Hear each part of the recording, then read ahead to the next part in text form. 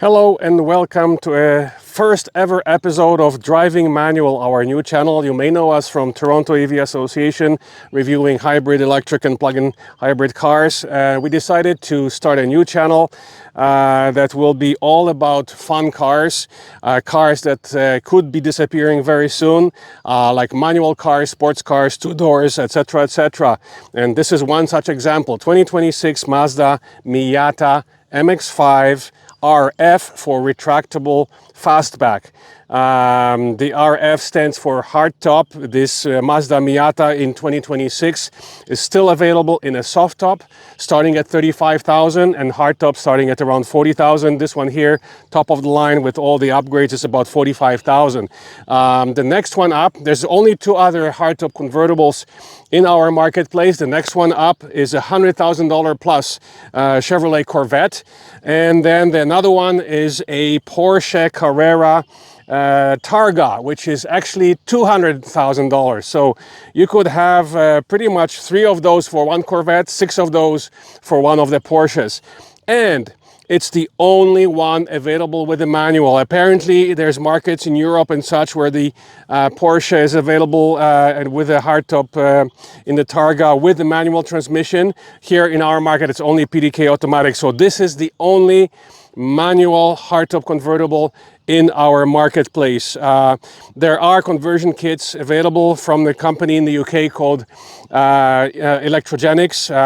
The kits are probably close to 50,000 to convert this into electric, which would give it 42 kilowatt hours, 160 horsepower. As it is, with its 2-liter gas engine, it's the only engine that is sold in our market. In Europe, it's also sold with a 1.5, 130 horsepower. This is 2-liter, 180 horsepower, good for about 6.5 seconds, 0 to 100. Let's quickly give you a walk around, and then I'm gonna jump in and operate the roof for you so you know what the hardtop, how the hardtop operates. This top-of-the-line model is equipped with BBS rims, 17-inch rims, and Brembo brakes. You can tell them by the red calipers inside the aluminum rims. And in the back, the looks of the soft top and hard top are quite a bit different. We prefer the hardtop version just because it's less prone to being knifed at the top and being damaged by vandals. It's also safer if you have stuff inside. Not that you would stuff too much stuff inside this Mazda MX5. We might as well pop the trunk here. We haven't found a button inside to actually open the trunk. Neither is there any button. Perhaps you can correct us if I'm wrong. We can't find any button here to open it or inside the car. So the only way that we found was just a key on your key fob. And here's the trunk. The trunk is not affected by the hardtop because it's stored in a separate place. We just were able to fit a standard propane gas tank in here, plus a few other small things. So for a weekend trip out of town, this is quite sufficient. The car is equipped with a 45-liter tank. The consumption of the car is about 7 liters on the highway, and that's the rating. 7 liters per 100 on the highway, 9 in the city. So it's good for a rated range of in mixed driving for about 550 kilometers. Of course, less in the city, more on the highway.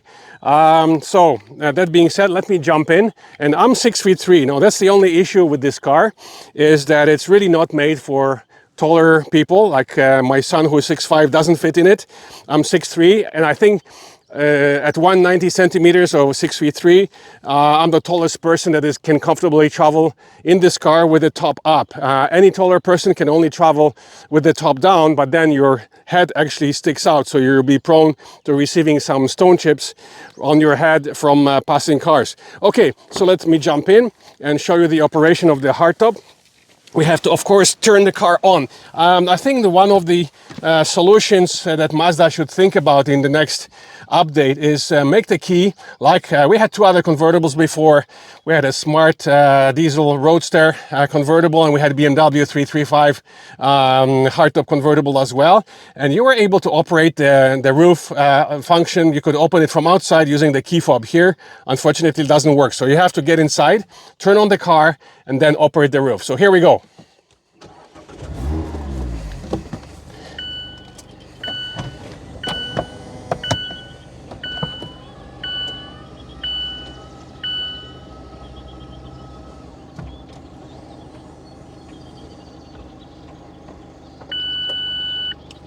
And the car tells you with a beep that the function has completed. So it's fairly quick and painless.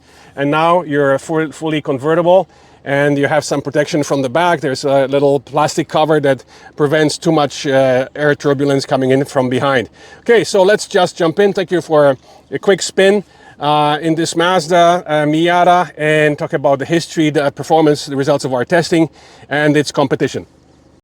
Okay, so here we are inside 2026 Mazda Miata MX5, as it used to be called, RF hardtop convertible with the roof down finally.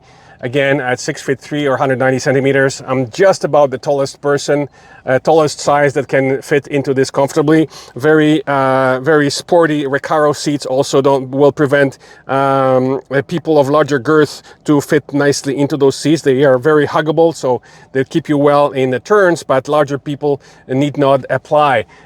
Same with the height. Over 6'3" or 190 would not be comfortable because your head would be sticking above the roof and you would be in danger of receiving some stone chips from passing cars. There we go, 6-speed manual. It's the only manual 6-speed hardtop convertible in our marketplace. Starting again, like we said, from 35,000 for a soft top, sorry, and about 40,000 for the hardtop. And the top price is around 45,000 Canadian plus taxes, of course. So it's a very reasonably priced car. A lot of fun, 180 horsepower, good for about 6.5 seconds.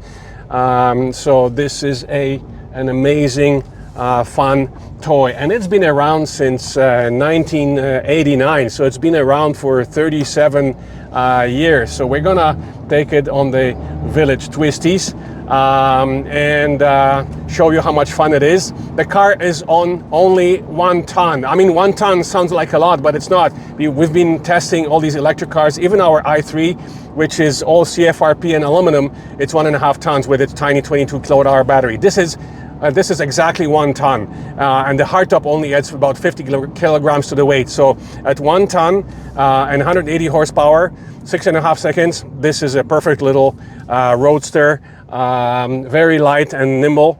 It's not perfect, but it's actually nice. Now, the other nice thing about the manual transmission, it's a 6-speed, and the shifter is very short. The shifts are very short because we're sitting on the transmission, so there's no linkage. It's directly sitting on top of the transmission, so you're basically shifting directly from the transmission box, which sits underneath here, which is kind of nice. The clutch is also very easy to get used to. The travel is not that much. You have to use your entire leg. You cannot do, there's still a bit of travel on the clutch, as you can see, but it's very easy to operate and very easy to get used to.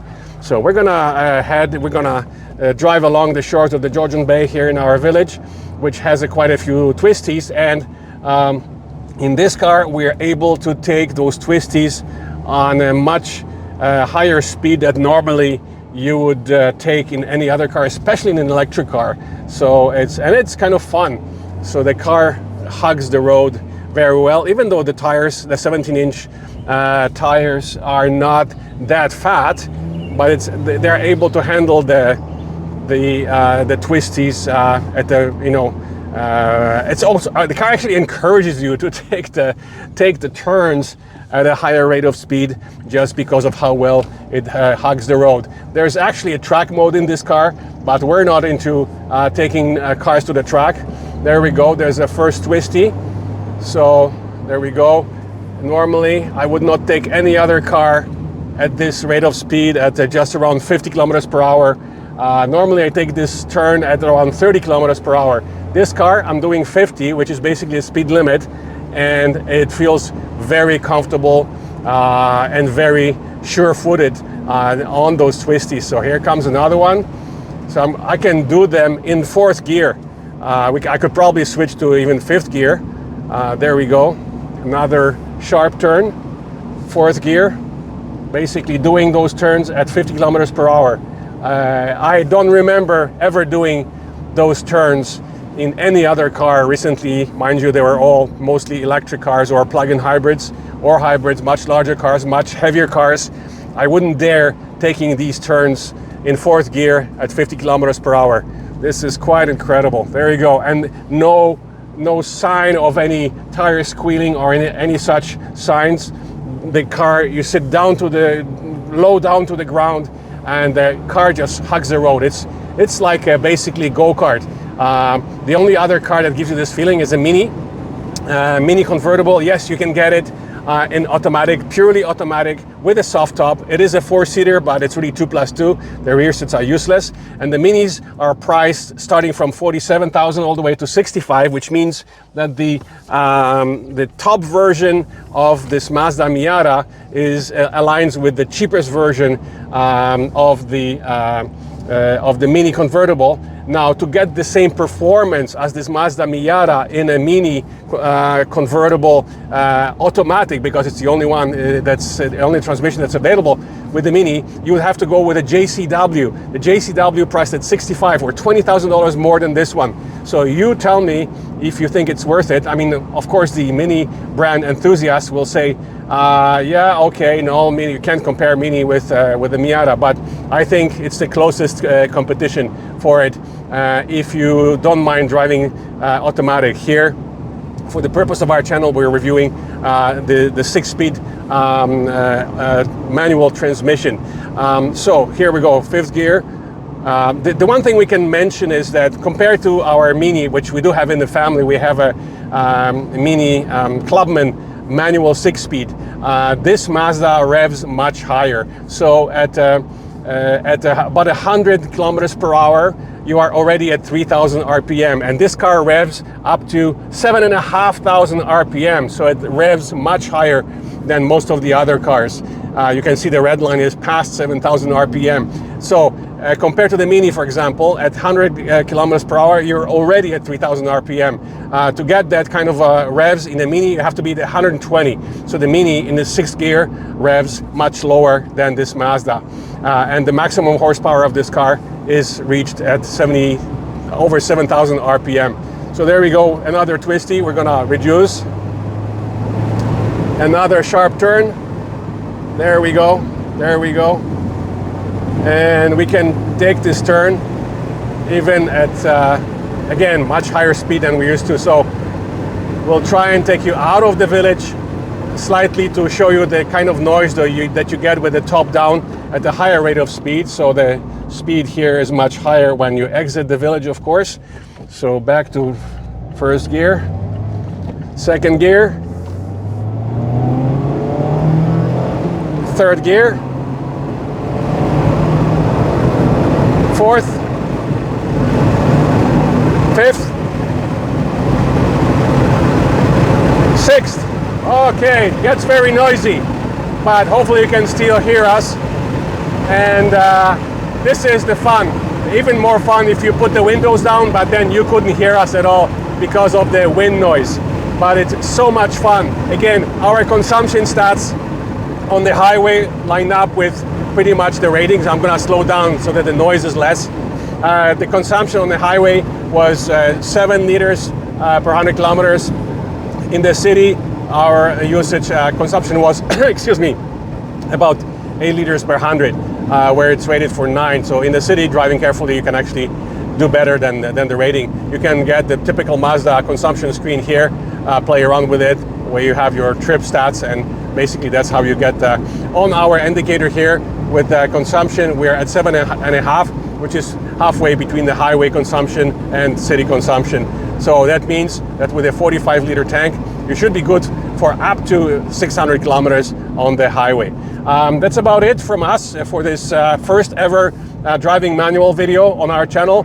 Please don't forget to press the subscribe button to be informed when the next car video review will be available on our channel. And as usual, we have to thank our sponsor, Condos and Castles Realty Inc.